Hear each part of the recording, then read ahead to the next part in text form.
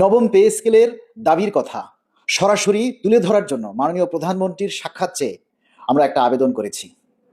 সেই আবেদনটা সারা বাংলাদেশের সকল মানুষের কথা বলা হয়েছে।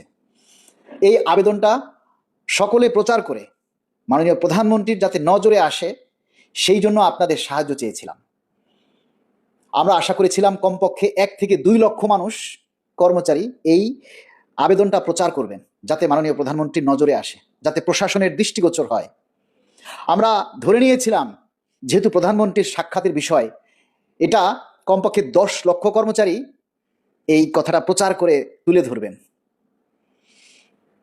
কিন্তু এই আবেদনে তো একজন, শুধু আমার একার কথা তুলে ধরিনি, এটা 22 লক্ষ মানুষের কথা তুলে ধরা হয়েছে এবং পে স্কেল বাস্তবায়ন হলে এই 22 লক্ষ মানুষ সবাই সেই সুবিধাটা ভোগ করবেন।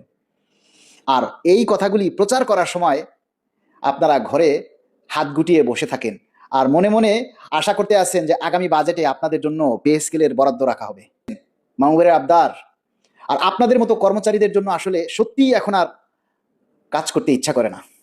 কেন করব বলেন?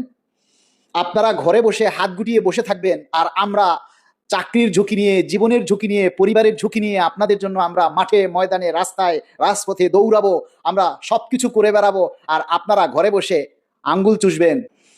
আপনাদের জন্য সত্যিই লড়াই করে কোনো লাভ নেই, কারণ আপনারা কাজের মূল্য দিতে জানেন না, আপনারা নেতাদের মূল্য দিতে জানেন না, আপনাদের জন্য যারা কষ্ট করে তাদেরকে মূল্য দিতে জানেন না, সম্মান দিতে জানেন না। আপনাদের কিসের পে স্কেলের দাবি আদায় হবে? পে স্কেল কি মামুবাড়ির আবদার? বললেন আর হয়ে গেল এত সহজে? দাবি বাস্তবায়ন হলে 22 লাখ মানুষ যেটা খাবে, 22 লাখ মানুষের যেটা দাবি, সেই দাবির কথা কেন আপনারা তুলে ধরবেন না? কেন আপনারা ঘরে হাত গুটিয়ে বসে থাকবেন? আরে কর্মকর্তা যারা আছেন তারা না হয় বাদ দিলাম, তাদের পে স্কেলের দরকার নাই। যারা কর্মচারী, আপনারা তো কষ্টে আছেন, আপনারা তো বলেন কয়েক লক্ষ মানুষ বলেন আপনারা কষ্টে আছেন। তাহলে আমরা একটা দাবির কথা পোস্ট দিলে কেন কয়েক লক্ষ মানুষ সেটা প্রচার করবে না? তাহলে আপনাদের জন্য কাজ করে লাভ কি? আমাদের পে স্কেল হলে ঘরে বসে আপনিও পাবেন, আমিও পাবো। তাহলে আমাদের এত কি দায় পড়েছে? আবার কিছু আমাদেরকে ভিউ ব্যবসায়ী বলে, ভিউ না হলে ওই প্রশাসনের লোকের নজরে যাবে? এই যে এত মিডিয়া এত প্রচার করে, এটা যদি ভিউ না হয় তাহলে মানুষের কানে পৌঁছাবে? যাদের জন্য আপ্রাণ চেষ্টা করি, যাদের জন্য কাজ করতে গিয়ে আমি সাসপেন্ড হয়েছি, যাদের জন্য কাজ করতে গিয়ে এত লাঞ্ছিত হচ্ছি, তারপরও আপনারা সচেতন নাই। আপনারা যতদিন দায়িত্বশীল না হবেন, যতদিন সচেতন না হবেন, ততদিনে পে স্কেল হবে না।